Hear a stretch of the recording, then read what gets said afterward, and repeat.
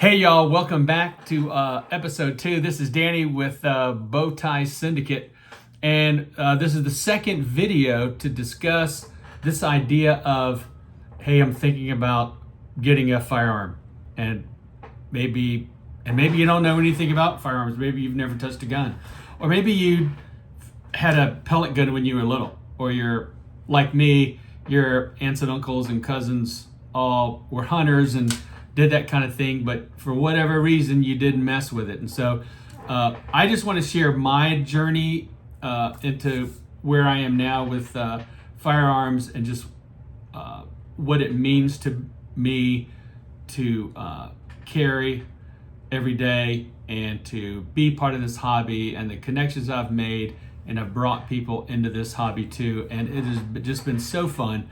So YouTube's, has a lot of great gun influencers, men and women, and they have a lot of things, great things to share. And I am huge fans of so many of these guys and gals. But so my perspective is, I never touched a handgun until I was late 50s when I got my concealed weapons permit. So I just want to, I went from not being interested to very interested, and having it be an important part of my life and my family's life is kind of something flipped, a light switched on in my brain. So let's talk about that. Our most, whether it's personal self-defense or protecting our families or whatever, our most important tool in our toolkit, the most important weapon in our arsenal is our brain. So a lot of what we're going to be talking about in the next couple of videos as we go through this process, and we're even going to get to the point where if you think you want to purchase a gun, we're going to talk about, your options, and then what do you do when you go into a gun store and you're a novice, because it can be very, very intimidating, as so many of the guys and gals behind the counter will know way more about guns than you. And some are very knowledgeable, and some are great salespeople, and some are just very knowledgeable about the gun. So I'll give you some tips on that. But let's talk about our brains, our mindset. We really need to have a kind of a really large perspective on safety and security. And, a lot of things to do and think about before we buy a gun. If you go down the rabbit hole and you just live there in this idea of what could possibly hurt us out there, we'll want to curl up in a ball and just go to bed and pull our covers up over our heads. But there's a lot to think about. So really the best thing you can do is, kind of adopt this correct mindset of being aware of what's going on, and do the best you can do to mitigate your risk and your family's risk. And you just go about living your lives. And as you're prepared to deal with, as best you can, a variety of things that could happen.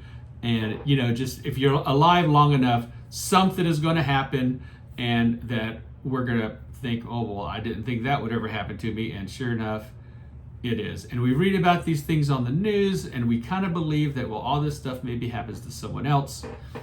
But that isn't the case. So let's think about our brain and mindset. And so much of it, let's just talk about our own personal safety for a second. There's something to be said about all these gray hairs. I think there's something about time on planet.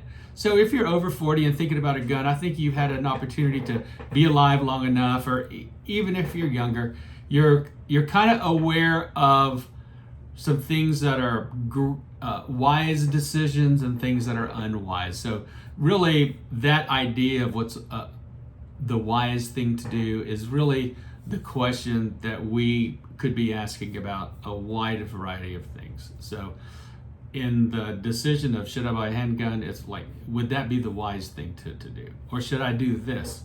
Would that be the wise thing to do? So lots of things about safety and security. So one thing is just overall, a lot, I know for me, it seemed like for decades, I was either at work and I was thinking about work while I was at work, or I was at home with my family, and then unfortunately so many times when I'm with them, I'm thinking about work. Or I'm going to and from work, or maybe stopping at the store, or, and we're doing some things at church, and we're running the kids around to all the different things they're doing. But really I was doing so much of that on just automatic pilot.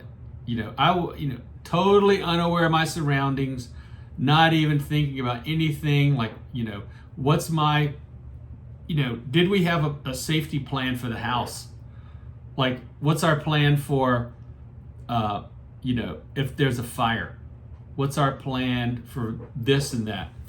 So, let's be thinking about, for ourselves and to teach our loved ones and kids, it's the idea of our personal security when we're out in public, when we're, we're going to the store, or we're going over here, or we're going through this neighborhood, or we're doing this thing late at night. And so much for us to teach our kids is not a thing of what you should or shouldn't do and what my rules are, but is this decision you're thinking about a wise decision? So, so for example, you're really not going to have to worry about me getting mugged at 2 a.m. in downtown Charleston. You're really not going to see that headline because I'll be home sleeping. You're also not going to see the headline of 61-year-old man attacked while scuba diving off Australia on the Great Barrier Reef by a great white shark. You're not going to see that headline. Not doing it. So so much of this is just making good decisions. And oh my gosh, and we're going to talk about kids in a minute, but if you got kids and oh my word, it is so easy to worry about their safety that it could be almost impossible to function if we think about it too much. But the best thing we can do is mitigate risk the best we can do, train them up the best we can do, help them to learn how to make wise decisions, and have a plan for different types of things. Speaking of which, wise decisions, let me go ahead and say that all these discussions that we're going to be having about, having a gun or some other non-lethal instruments, one, I'm not an attorney. I'm never going to give you or anyone else legal advice. And then we are all under different state and local laws regarding those types of things. And some things we might be allowed to have in our house, some we might be allowed to have in our person, maybe in our car. In certain places, we're not allowed to have certain things. So always be aware of what your local laws are and follow them. So let's think about home security. I heard some great advice, and it'll come to me who said it, and I'll share it, and I'll try to remember to share a link to their video. But he was talking about one of the gun guys and safety guys. He's talking about home security. And so one of the things to do is, and I did do this, is take a walk around your neighborhood and look at the condition of your neighborhood and what's going on with the other houses, and what does security look like in your neighbors' homes, and then look at your home. And really one of the basic things to do is, we're not going to make our homes Fort Knox, or maximum security prison where no one can break it in or out. But just the basic idea of We want to make our home, ourselves, our automobiles, our, the things we do, we want them to be as unappealing as possible to a criminal. Because generally speaking, folks that might want to do us harm don't want to necessarily work real hard to do that, and they'll go to the easier victim. It's kind of like that joke, where if you're with a bunch of people being chased by zombies, you don't have to really outrun the zombies. You just really have to just outrun the people next to you. So there is this idea of, certainly you want everyone in your neighborhood to be safe, but you do not want to be the weakest link, if I could use that term, as far as the security of your home. Is it inviting for someone that might want to, break in or, burglarize your home? Or are they going to think, well, no, that's too much work, I'm going to move on to the next one. So with your home security, there's everything about, reinforcing your locks on your doors, longer screws in the door jambs, lights, alarms, cameras, smart home technology, even having dogs in the house matter. Even a little dog matters. Even, a barking dog, or even a fake dog, even a sign that says beware of the dog matters. Do you have a home defense plan? Do your kids know what to do if solicitors are knocking on your door? And even if your neighborhood says, no soliciting, they're still going to come. They're still going to knock on your door. Do you know what's going on? Things have really, the game has changed with the video doorbells. And so do you have that? Do you have, if your kids are younger, do you need a landline in your house so the kids can call 911 if they're by themselves? Or does everyone have a cell phone? So many things to think about. So you have your home, you got automobile, things to think about your automobile. And goodness gracious, if you got a teenager driving, just something else to think about. My word. It's everything from what's your plan when you're approaching your car after work, or you're done shopping, or you're doing whatever. Are you kind of talking and kind of fooling around and have your face in your phone, or are you? Do you have any situational awareness? Are you aware of your surroundings? Who's walking in front of you, behind you, to the left or right? What cars are approaching? Are there, there's a wide variety of things to just, and that can make you, just the fact that you're up, alert, bright, and paying attention to things can, in the mind of someone that might want to do you harm, think, well, no, shit, this person's going to be too much work. I'm going to go elsewhere. What do you do? Oh my goodness, with the kids, man. What about if you or your teenager driver breaks down on the road? What the world? What do you, what if they're driving by and someone else is broken down and they're waving for help and they've got little kid, what's your plan for that? What if you get into an accident? What if your kids get into an accident? What do you do? How do you handle that? How do you deal when you're pulled over by the police? What do you do if you're pulled over by the police in a marked or unmarked car? Do you pick up a hitchhiker? How do you deal with road rage? Oh my goodness. Where I live, the traffic. Oh my goodness, the traffic. And it's all relative. I have clients who are from New York, and I've had a couple from California, and I talk about the bad traffic in South Carolina, and they kind of giggle that basically I don't know traffic, but it can be very, very, very stressful.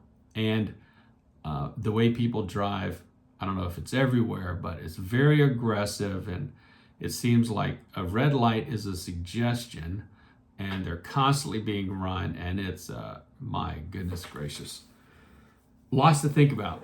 What's your plan to keep your car from being stolen if you have a really nice car, and maybe, there are certain types of cars that thieves want to take.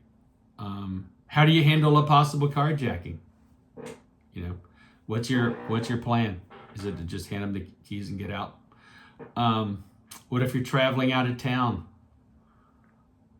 I mean, it's just a million things to think about. What about technological security? Making sure that your phone isn't hacked or cloned. How do you keep your identity from being stolen? Internet safety. Internet safety when you got small ones.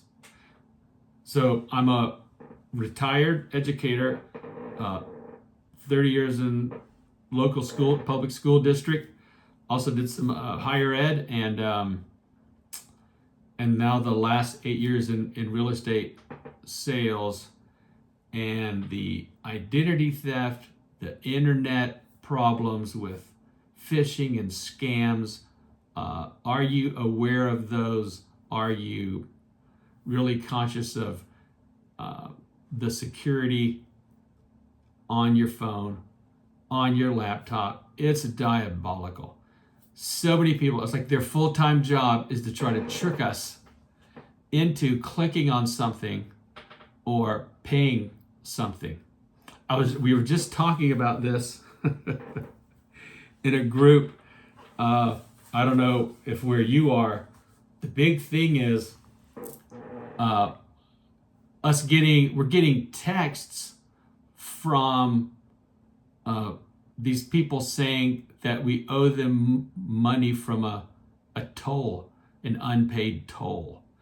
And so most of us either have or know someone, or I know my kids were driving somewhere and they went through a couple of tolls, and I got some I got some letters in the mail, and I hope when I paid them, it got paid. But then I started getting texts, and then I was like, man, I'm getting all these texts. I thought I paid these. And, one of my daughters said, Dad, that's a scam. Don't pay it. And then, I see it all over the internet, and I'm talking to people, and they're like, yeah, man, don't pay that. These people are just trying to trick you. So we've got that to think about. I mean, and then cyberbullying. Holy moly. A million years ago, there was, you might argue with someone and even maybe get in a fist fight. Fist fight's over. The whole thing's over. You're just back to life. But here with, everyone's so brave now behind a keyboard, and it's diabolical. And this happens at any age. And, so many of our kids and us, some might say there could be an argument that we're on social media too much. And I think we're finding that out, that all of us, kids, older folks, sometimes it becomes difficult to have and hold personal relationships because we are just used to devices, and we interact with our devices, and we forget how to talk, we forget how to listen, we forget how to empathize, we forget how to have a conversation. Oh my goodness. So we've got some other things to think about. So we're dealing with all those things, and now we're going to think about, well, should I or shouldn't I purchase a gun, pistol, rifle, shotgun? I don't know. Do I need that? Well, some of the things to think about is, well, have you thought about these other personal protection devices that are less than lethal, non-lethal? Mace or pepper spray, a baton, a taser or stun gun. Some people carry a knife. Some people carry brass knuckles. The big thing, that you see in media, and that I've just heard coming up for years, especially when I was younger, was oh my gosh, you're the husband and the husband and spouse are sleeping in bed, and they hear a crash, and they prop up, and one of them goes to investigate, and they grab the baseball bat that's in the corner, and maybe that's your plan, but do you know how to use the bat? Do we need to know hand-to-hand combat? Do we need to learn, physical self-defense? Do we need to learn jujitsu or grappling, or do we need to know any of that? Oh my gosh, workplace safety. It's just on. Do you work sometimes you're alone in the office? Who has access to your large office building? Are you secure in your office? Does your office have a safety plan? It just goes on and on with the thoughts, just interacting with coworkers, workplace violence,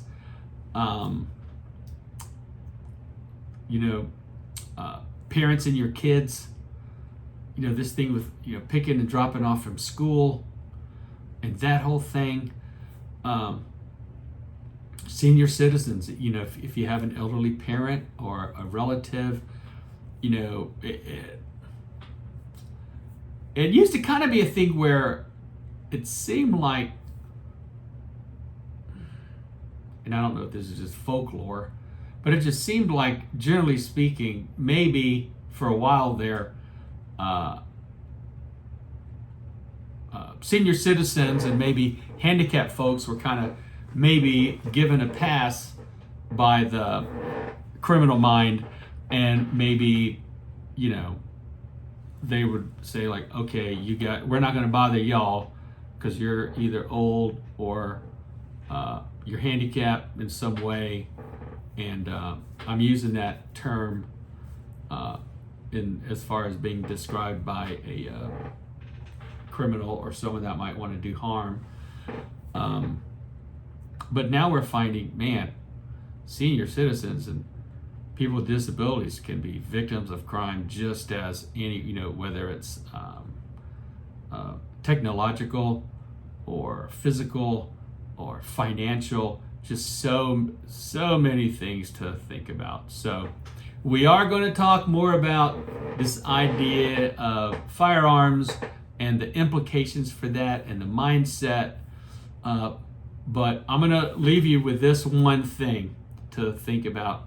Well, a couple. One is this idea of, using your brain, having the right mindset, but don't go crazy into this bottomless pit of despair when thinking about all the things that you would need to think about if you're going to address the safety and security of yourself and your family. It really is. You do the best you can do and get some help and get some advice on what works for you and your family, because this is a very, very personal thing. So you need to do what's best for you and your family. And then think about this, that whether you're going to use, karate or a baton or mace or pepper spray or a stun gun or whatever, or a firearm, for any of those things, you could still be sued by whoever you use that on. So that's something else to think about. Well, the good news with that is that there are several providers that provide liability insurance for self-defense. And that means if you have to hit someone with a cucumber because they're attacking you and then they decide they want to sue you, there are these providers, these networks of attorneys who will defend you. And so that's whether it's a fist fight, a chair, a baseball bat, a whatever.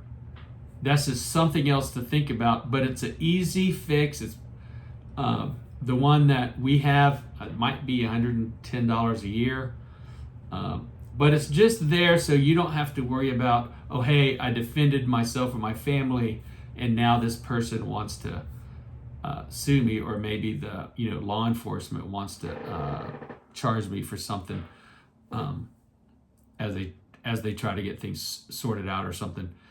There is protection for us in those circumstances. But again, not giving legal advice. I'm just sharing my story. All of this is very, very personal, and it's something that you need to decide.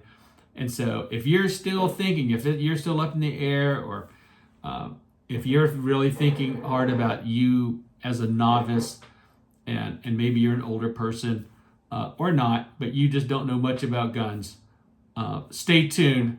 We will be getting more into, if that's really what you want to do, this is the approach I use, and something that I've learned as I've been into the gun ownership for the last 3.5 years or so. But it's kind of taken on a life of its own, and it's been such a big part of my life that I just love to share my story with people. So if you got any questions, put them in the comments. If you know someone that's thinking about getting a firearm and they don't know what, and they haven't made up their mind, send them these videos, and I'll be happy to respond to your questions.